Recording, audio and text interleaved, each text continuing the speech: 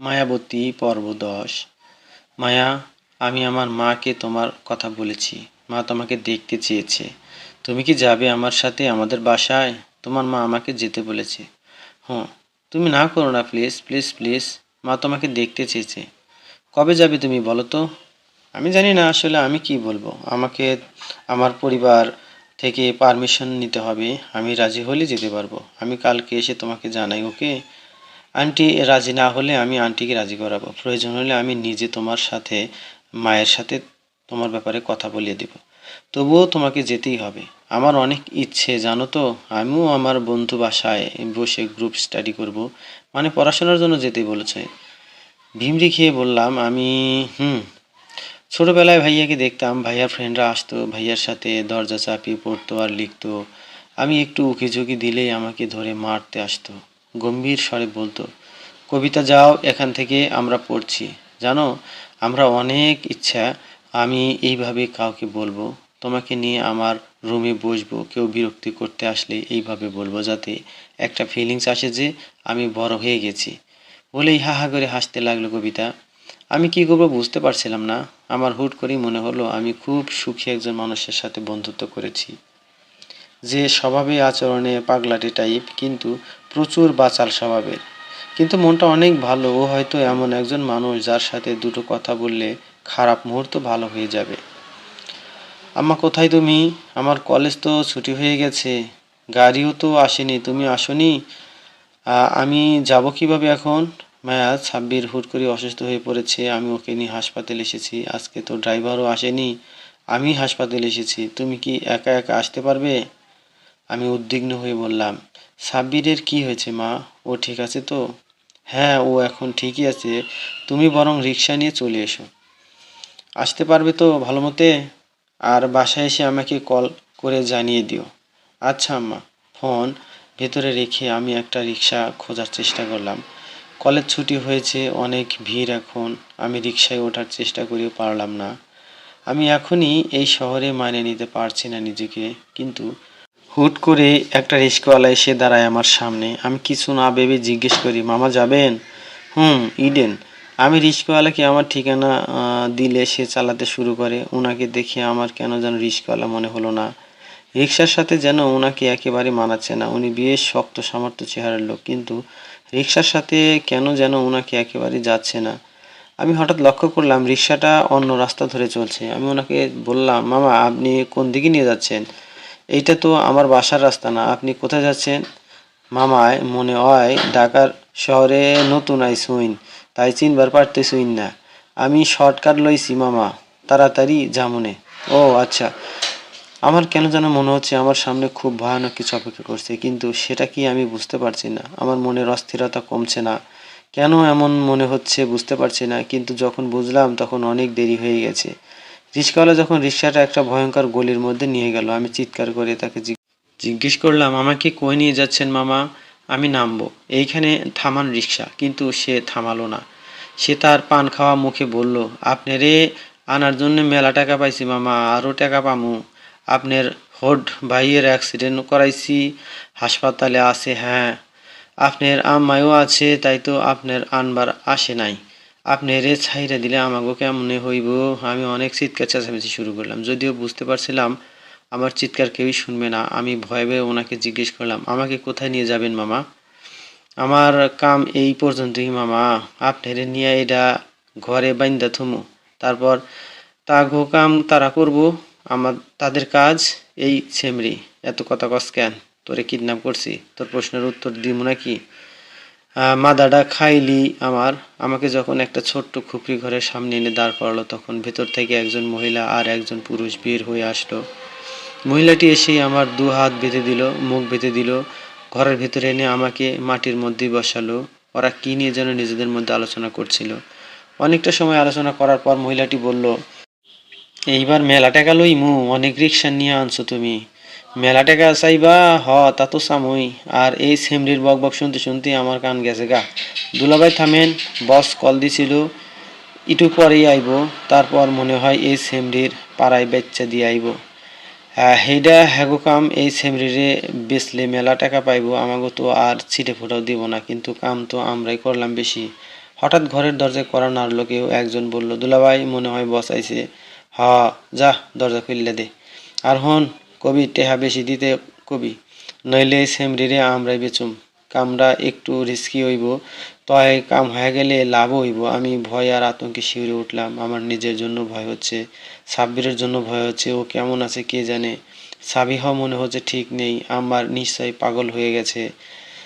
ব্যাগে আমার ফোনটা আছে কিন্তু সাইলেন্ট করা। ফোন দিলেও আমি বুঝতে পারবো না। এটা কোনো কাজেও আসবে না। আমার হাত বাঁধা। দুলাভাই, আমি দরজা খুলে দিতাছি, আপনি প্রস্তুতি নেন। আফা তুইও। কাঁপা কাঁপা হাতে লোকটা দরজার খিল খুলতে গেল। আমি চোখ বড় বড় করে তাকিয়ে আছি। আমি জানি এখানে আমাকে কে আনতে বলেছে। সে নিশ্চয় আমার পরিচিত মানুষ, হয়তো খুব কাছের মানুষও, হয়তো তার সাথে আমার খুব বেশি ভালো কিংবা অনেক বেশি খারাপ সম্পর্ক। লোকটা দরজা খুলে দিলে যে মানুষটা ভিতরে ঢুকলো তাকে দেখে আমি আশ্চর্য হয়ে গেলাম। আমি এই মানুষটাকে এখানে আশা করিনি মোটেও। আমার সবচেয়ে প্রিয় মানুষ, আমার সবচেয়ে প্রিয় শিক্ষক, আমার প্রিয় বান্ধবীর বড় ভাই কাব্য। সে আমাকে কিডন্যাপ কেন করাবে? কী লাভ তার? আর সেই বা কেন আমাকে বিক্রি করে দিবে? কিন্তু আমাকে অবাক করে দিয়ে ঘরে থাকা মহিলাটি বলল, এই আপনি কেডা? এইখানে কি চাই? যান এইখান থেকে। আমি বুঝলাম উনি আমাকে কিডন্যাপ করাননি। তাহলে কে? কাব্য স্যারের পিছনে আরও একজন ভালো মানুষ আসলো, তাকে আমি চিনি, সেও আমার শিক্ষক। আমি বিস্ফোরিত চোখে তাকিয়ে আছি তাদের দিকে। কিছু বলার জন্য আপ্রাণ চেষ্টা করলাম কিন্তু পারলাম না। মহিলাটি এসে আমার মাথার পিছনে একটা লাঠি দিয়ে আঘাত করলো আর তার ভাইকে উদ্দেশ্য করে বলল, ভাই, এই সেমরিরে নিয়ে পিছের দরজা দিয়ে পালা। আমি চোখে অন্ধকার দেখলাম, মাথায় প্রচণ্ড ব্যথা করছে, চোখ দুটো বন্ধ হয়ে আসছে ধীরে ধীরে। তার মধ্যে থেকে শব্দ পেলাম। কাব্য স্যার কাউকে উদ্দেশ্য করে বলছে, তোদের সাহস হয় কি করে আমার ভালোবাসার মানুষটাকে কষ্ট দেওয়ার? আচ্ছা, আমি কি ভুল শুনলাম? আমি ধীরে ধীরে জ্ঞান হারাচ্ছি, হয়তো মারা যাচ্ছি। তাই হয়তো এই লোকের থেকে যেটা শুনতে চেয়েছি এতদিন আমার অবচেতন মন সেটা ভেবে নিয়েছে। বাসার কলিং বেল বেজেই চলছে। কবিতা নিজের রুম থেকে চিল্লিয়ে তার মাকে ডেকে বলল, মা, দরজা খুলে দাও, মনে হয় তোমার ছেলে এসেছে। এত রাতে এসেছে, মনে হচ্ছে প্রেম করছে তোমার ছেলে, না হলে নেশা করছে ইদানিং। নয়তো মায়ের আঁচল ধরে ঘোরা ছেলে কেন এত রাতে বাড়ি ফিরবে? কবিতা, আমি কাজ করছি মা, আগে দরজাটা খুলে দিয়ে আয়। আর এইসব কথা আমার ছেলের সামনে না হয় বলিস। আমাকে কেন বলছিস? আমি পারছি না মা, তুমি যাও। শোনো মা আমার, আজকের মতো যাও, কালকে থেকে আমি যাব। এখন আমার হাতের কাজ অনেক। একরাশ বিরক্তি নিয়ে কবিতা গিয়ে গেল দরজা খুলে দিতে। কিন্তু সে যা দেখলো সেটা তার স্বপ্নেও কতবার দেখেছে তার হিসাব নেই। সে তো চেয়েছে কোনো একদিন তার ভাই একটা মেয়েকে বিয়ে করে বাসায় নিয়ে আসবে আর বাবার কাছে অনেক বকা খাবে। কিন্তু এ তো মেঘনা চাইতেই বৃষ্টি। তার ভাই কোলে করে একটা মেয়েকে নিয়ে এসেছে, কিন্তু মেয়েটাকে দেখে সে যার পর নাই অবাক হলো। তার ভাইয়ের কোলে তার প্রিয় বান্ধবী মায়া। তার চোখ দুটো বন্ধ। ও কি ঘুমোচ্ছে নাকি, নাকি অজ্ঞান? ব্যাপার কি? ভালোই হলো, মায়া তার ভাবি হবে। ব্যাপারটা তার কাছে ভারী মজার মনে হচ্ছে। দরজার সামনে থেকে সরবি নাকি এইভাবে দাঁড়িয়ে থাকবি? তুই বিয়ে করেছিস ওকে, ভালোই হয়েছে। এবার আমি আরও একবার একসাথে কলেজ যাব, একসাথে ঘুরতে যাব, একসাথে শপিংয়ে যাব আর একসাথে। মা, তোমার মেয়েকে থামতে বলো, না হলে আমি ওকে মেরেই ফেলবো কিন্তু। বলেই সে গটগট করে হেঁটে মায়াকে নিয়ে তার নিজের রুমে গিয়ে শুইয়ে দিল। কবিতার মা আর কবিতাও পিছন পিছন গেল। কবিতার মা অবাক হয়ে ছেলের দিকে তাকিয়েছে, হয়তো জিজ্ঞেস করতেই চাইছে মেয়েটা কে। মায়ের দিকে তাকিয়ে রইল কিছুক্ষণ। মেয়েটা মাশাআল্লাহ সুন্দরী, তার কোনো আপত্তি নেই। কাব্যর বাবাকে সহজেই ম্যানেজ করা যাবে। কাব্য, আমাকে বলতে পারতি, আমি তোদের বিয়ে দিতাম। তোর বাবাকে না হয় আমি ম্যানেজ করতাম। আমার কত শখ ছিল ছেলের বিয়ে ধুমধাম করে দিব, আর তুই এইটা কি করলি? একবার তো আমাকে বলতে পারতি। মা, এটা আমার বান্ধবী মায়া, তোমাকে ওর কথাই বলেছিলাম। কবিতা ঘুমন্ত মায়ার কাছে গিয়ে বলল, হ্যাঁ গো মায়া, তুমি তো বলেছিলে আমার বাসায় বেড়াতে আসতে, তোমার বাবা মায়ের পারমিশন লাগবে। এখন তো কারো পারমিশন না নিয়ে বিনা নোটিশে আমাদের বাড়িতে সারা জীবনের জন্য চলে আসলি। কাব্য অবাক হয়ে তার মা আর বোনের দিকে তাকিয়ে রইল। তার বোন আসলে তার মায়ের মতো হয়েছে। দুজনই একই রকম, কোনো কিছুই না জেনে শুনে একা একাই সব কিছু ভেবে নিয়েছে। ভাইয়া শোন, বিয়ে তো তোরা যেভাবেই করিস না কেন, তোদের কিন্তু আবার বিয়ে হবে। রিসেপশনের অনুষ্ঠানে আমি কিন্তু খুব করে সাজবো। আমাকে একদম ডানা কাটা পরীর মতো লাগতেই হবে। গায়ে হলুদের দিন আমি শাড়ি পরবো, বিয়ের দিন কুর্তি আর বৌভাতের দিন লেহেঙ্গা। আর শোন, তুই কিন্তু শেরওয়ানিটা মোটেও সাদা রঙের পরবি না, বুঝলি? হ্যাঁ রে কাব্য, বাবা আমার, ওর বাবা মাকে কষ্ট দিয়ে কিভাবে নিয়ে আসলি ওকে। তোর বাবাকে বলতে না পারলে আমাকে আগে বলতি, প্রয়োজন হলে আমি নিজে আজই তোকে বিয়ে করিয়ে আনতাম। এখন তোর বাবাকে আমি কিভাবে এত সহজে মানিয়ে নিব? আর তোর নানি আর খালা, তোর খালা তো ভেবেই রেখেছে তার মেয়ের সাথে তোর বিয়ে দিবে। আমি অবশ্য ওকে কোনো কথা দেইনি। আর তার কাকার মেয়ে সোনালি, সে তো তোকে স্বামী হিসেবে বসে আছে। আর তুই কাউকে কিছু না জানিয়ে হুট করে বিয়ে করে ফেললি।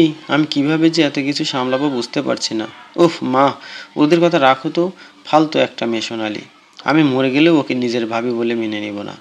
আর রইল রিসা, তুমি জানো ওর বয়ফ্রেন্ড আছে? খালা বলল ওকে তোমার ছেলের বউ বানাবে। আর আমরা মানব নাকি? কাব্য দুই হাতে কান চেপে ধরল। মা আর বোনের কথার অত্যাচারে সে এখানে টিকতে পারবে না, সে বুঝতে পেরেছে। সে কিছু বলতেও পারবে না, বললেও ওরা বুঝতে পারবে না। কাব্য বের হওয়ার পরেই ঘরে ঢুকলো কাব্যের বন্ধু নিবিড়। নিবিড়কে দেখেই কবিতা চুপ হয়ে যায়। এই ছেলেটাকে দেখলে তার কি যে হয় কে জানে। সে যেন কথা বলতে ভুলে যায়, থমকে যায় তার পৃথিবী। কবিতার মা এগিয়ে এসে নিবিড়কে বলে, বাবা তুমিও সব জানো নাকি? ও এইরকম একটা কাজ কিভাবে করলো? ও আমাকে না জানাক, তুমি তো আমাকে জানাবা। কি জানাবো আন্টি? আরে কাব্য যে বিয়ে করে এনেছে সেটা। কাব্য? আর বিয়ে? কাকে? ও মা, তুমিও জানো না? হায় আল্লাহ, তোমাকেও জানাইনি। আমি মানছি ওরা হয়তো একে অন্যকে পছন্দ করে, কিন্তু তাই বলে কি আমাদের না জানেই এমন একটা কাজ করে ফেলবে? মেয়েটার বাবা মা নিশ্চয় এতক্ষণে ওকে খোঁজাখুঁজি শুরু করে দিয়েছে। আমাদের উচিত এখন ওনাদের এখানে নিয়ে আসা। তোমার কাছে কি মায়ার বাবা মায়ের নাম্বার আছে? তোমার কাছে থাকলে তুমি কল দাও, না হলে কাব্যকে দিতে বলো। আন্টি এইসব কি বলছেন? কাব্য মায়াকে বিয়ে করেনি, মায়াকে কিডন্যাপ করা হয়েছিল, আমরা উদ্ধার করে এনেছি।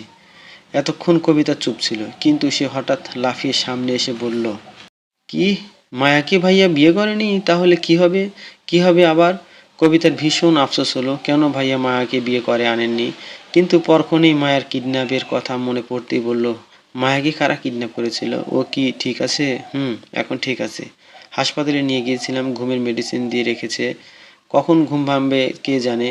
ওর বাসার মানুষকে জানিয়েছো বাবা? কবিতার মা বলল, হ্যাঁ, ওর কাছে ফোন ছিল, সেখানে ওর বাবা মাকে অনেক কল করছিল। ওদেরকে জানানো হয়েছে, ওরা কিছুক্ষণ পরেই হয়তো চলে আসবে। ও, হতাশ গলায় বলল কবিতার মা। সে কি না ভেবে বসেছিল। আচ্ছা, এই মিষ্টি মেয়েটাকে আবার মা বাবা মায়ের কাছে চাইলে কি তার ছেলের বউ হিসেবে দিবে না? ঘুম ভাঙতে দেখলাম আমি একটা অচেনা রুমে শুয়ে আছি। রুমে কেউ নেই। রুমটা বেশ গোছালো। কিছুক্ষণ তাকিয়ে থাকার পর বুঝতে পারলাম এটা একটা ছেলের ঘর। আমি ওঠার চেষ্টা করলাম কিন্তু পারলাম না। মাথায় প্রচণ্ড ব্যথা অনুভব করলাম। বুঝতে চেষ্টা করলাম আমার সাথে কি হয়েছিল। ধীরে ধীরে মস্তিষ্ক সচল হতে লাগলো। মনে পড়তে লাগলো কি হয়েছিল আমার সাথে। রিক্সাওয়ালা, কিডন্যাপার, কাব্য স্যার, উফ, আর ভাবতে পারছি না আমি। হুট করে দরজা দিয়ে কবিতা ঢুকে পড়লো। আমাকে চোখ খোলা দেখে চিৎকার করে বলল, মা, ভাইয়া। মায়া চোখ খুলেছে, ওর জ্ঞান ফিরেছে।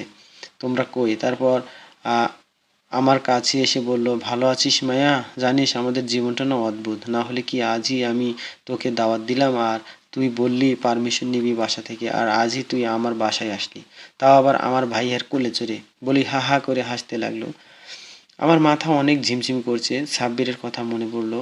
আমি কবিতাকে জো করলাম, কবিতা আমি বাসায় যাব। আমার ফোন কোথায়? আম্মা কেমন আছে? আমার ভাই কেমন আছে? বাবাও তো বাসায় নেই, সিলেট গেছে। আমি বাসায় যাব কবিতা। তোমার বাবা কিছুক্ষণ পরেই আসবে মায়া। তোমার ভাই আর বোন হাসপাতালে ভর্তি। তোমার বোন ঠিকই আছে, কিন্তু তোমার ভাইয়ের হাত ভেঙে গেছে। তোমার আম্মাও সেখানে আছে। কবিতার কথার মাঝেই সেইখানে একজন মহিলা হাতে খাবার নিয়ে ঢুকলো। কবিতা বলল, মায়া, উনি আমার মা। মায়া, কেমন লাগছে এখন? জানি ভালো লাগছে না, মাথায় অনেক ব্যথা করছে। নাও খাবারটা খেয়ে নাও, খেয়ে মেডিসিন নিতে হবে আবার। আমি খাবো না আন্টি, আমি বাসায় যাব, আমার ভাই বোনের কাছে যাব। যাতে যাবে তো অবশ্যই, তোমার বাবা আসছে, বাবা আসলে তারপর যেও। এখন খাবার খেয়ে নাও, আমি অনিচ্ছা থাকা সত্ত্বেও খাবার খেলাম, কিন্তু আমার মন পড়ে আছে আমার ভাই বোনের কাছে। খাবার শেষ হলে কাব্য স্যার রুমে ঢুকলো মেডিসিন হাতে নিয়ে। ওনাকে দেখেই আমার কেমন যেন লাগলো। উনি কি তখন সত্যি ওই কথা বলেছিল, নাকি আমি ভুল শুনেছিলাম কি জানি। ভাইয়া, মায়াকে তুই পেলি কিভাবে? আর মায়া যে কিডন্যাপ হয়েছে সেটা কিভাবে বুঝলি? কাব্য একটা অপ্রস্তুত হয়ে গেল কবিতার কথা শুনে, কিন্তু দ্রুতই নিজেকে সামলে নিয়ে বলল, আসলে ওকে যে এলাকায় নিয়ে গিয়েছিল তার কাছেই আমার একটা ছাত্রের বাসা, আমি ওকে পড়াই, তখন দেখেছি। আর মায়াকে আমি সবসময় গাড়িতে আসা যাওয়া করতে দেখেছি, তাই ওই রাস্তায় যেতে দেখলাম ওকে আবার রিক্সা করে। ব্যাপারটা আমার স্বাভাবিক লাগছিল না, তাই পিছু নিয়েছিলাম।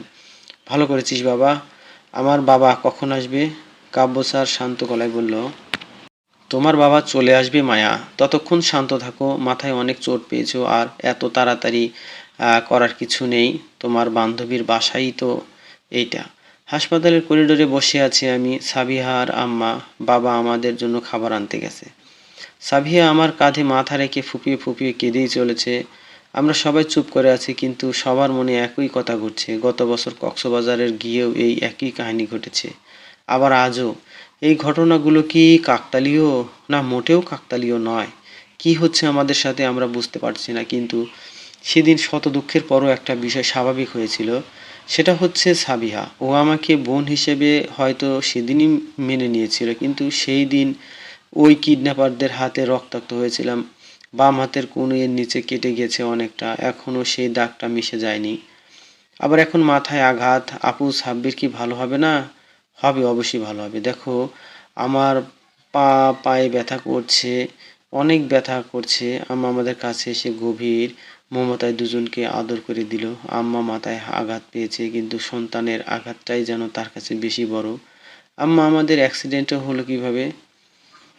জানি না মা, আমি ভালোভাবেই গাড়ি চালাচ্ছিলাম, কিন্তু কি থেকে কি হয়ে গেল জানি না। ওদের কিছু হয়ে গেলে আমি নিজেকে ক্ষমা করতে পারবো না মা। তোমার তো কোনো দোষ নেই মা। তোমাকে যারা কিডন্যাপ করেছে তারাই তো তোমাদের অ্যাক্সিডেন্ট করিয়েছে। আম্মা বিস্ফোরিত চোখে তাকিয়ে বলল, তুমি কিভাবে জানো? ওরাই তো আমাকে বলেছে আপু। কি বলছো এইসব? ওরা তো ধরা পড়েনি, পালিয়ে গিয়েছে। কোনো কিছুই জানতে পারবো না আমরা। সাবিহা বলল, ওদের ধরেও কোনো লাভ নেই মা। ওরা শুধু গুটি মাত্র। এই সব কিছুর মাস্টার মাইন্ড অন্য কেউ। বুঝলে? আমরা কি পুলিশকে খবর দিব আম্মা? বাবা আমাদের কাছে এগিয়ে আসতে আসতে বলল, না মায়া, বিষয়টা আরও ঘোলাটে হবে। আমি বাইরে গেলেই তোমাদের সাথে এইসব হয়। আমি আর কখনোই যাব না তোমাদের ছেড়ে অন্য শহরে। সাবিয়া হুড়মুড়িয়ে বলে ওঠে, বাবা আমি হয়তো জানি এইসব কে করেছে। কে করেছে? মামি আর তার ভাইপো, আমি নিশ্চিত।